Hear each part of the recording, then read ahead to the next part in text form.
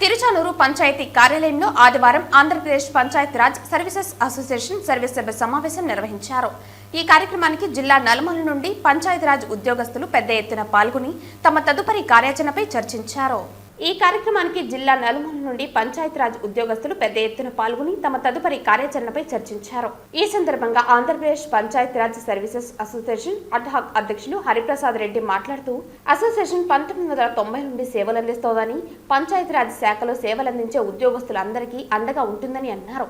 రాష్ట్ర ప్రభుత్వం బదిలీలపై విడుదల చేసిన జీవోలకు అనుగుణంగా గ్రేడ్ 1 నుండి గ్రేడ్ 4 వరకు కూడా ఉద్యోగస్తులందరినీ వారి గ్రేడ్ ప్రకారం బదిలీలు చేయాలని అన్నారు.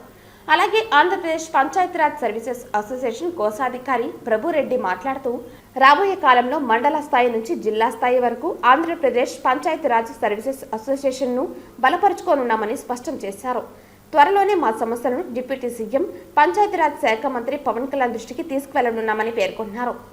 ఈ కార్యక్రమంలో రాష్ట్ర వైస్ చైర్మన్ వెంకటేశ్వర్లు, జోనల్ కార్యదర్శి ఆనందబాబు, ఉమ్మడి జిల్లా చైర్మన్ హరిప్రసాద్ రెడ్డి, ఉమ్మడి జిల్లా కార్యదర్శి యూసఫ్ ఖాన్, ఉమ్మడి జిల్లా కో చైర్మన్ గిరిధర్ రెడ్డి, చిత్తూరు జిల్లా సెక్రటరీ పురుషోత్తం తదితరులు పాల్గొన్నారు.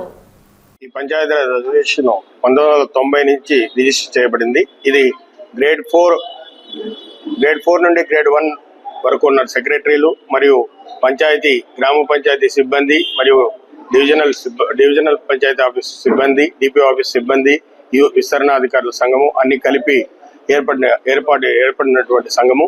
ఈ యొక్క సంఘానికి సంబంధించి మా రాష్ట్ర వైస్ చైర్మన్ గారు వెంకటేశ్వర్లు గారు, అలాగే తిరుపతి జిల్లా డిఎల్పిఓ మరియు మా రాష్ట్ర ట్రెజరర్ ప్రభురెడ్డి గారి యొక్క ఆధ్వర్యంలో ఈ యొక్క పంచాయతీరాజ్ అసోసియేషన్ తిరిగి బలోపేతం చేసుకోవడం కోసం ఈ యొక్క కార్యవర్గ సమావేశం ఏర్పాటు చేసుకొని ఈ కార్యవర్గంలో మేము ముఖ్యంగా రాబోయే కాలంలో అన్ని మండలాల్లో కొత్త కార్యవర్గాన్ని నూతన కార్యవర్గాన్ని ఎన్నుకొనుట అనేది అజెండాలో ప్రధాన అజెండాగా పెట్టుకున్నాం.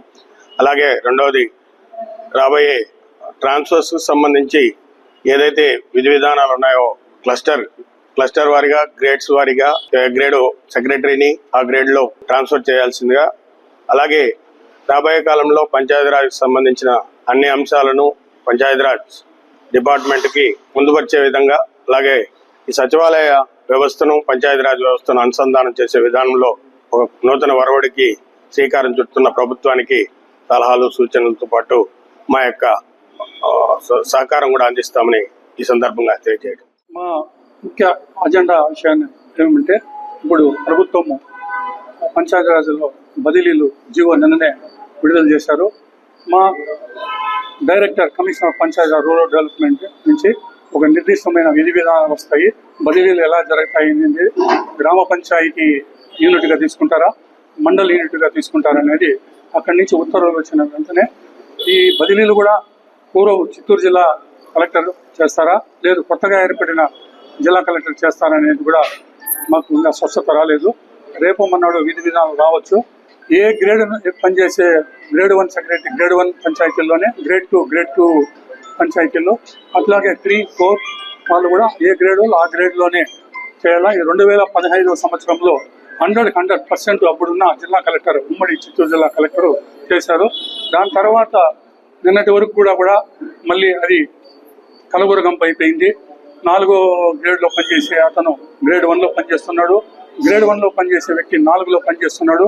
ఇలా ఉన్నది. కొంచెం పొలిటికల్గా వీళ్ళు కొంచెం పైరువేలు తీసుకొనేసి ఇలా కొంచెం జరిగింది. కాబట్టి మేము కలెక్టర్ గారిని కలిసి సక్రంగా రూల్ ప్రకారంగా మా బదిలీలు చేపట్టాలని చెప్పేసి మేము కలెక్టర్ వారిని కోరాలని చెప్పేసి ఈరోజు జరిగిన సమావేశంలో మేము తీర్మానించుకున్నాము.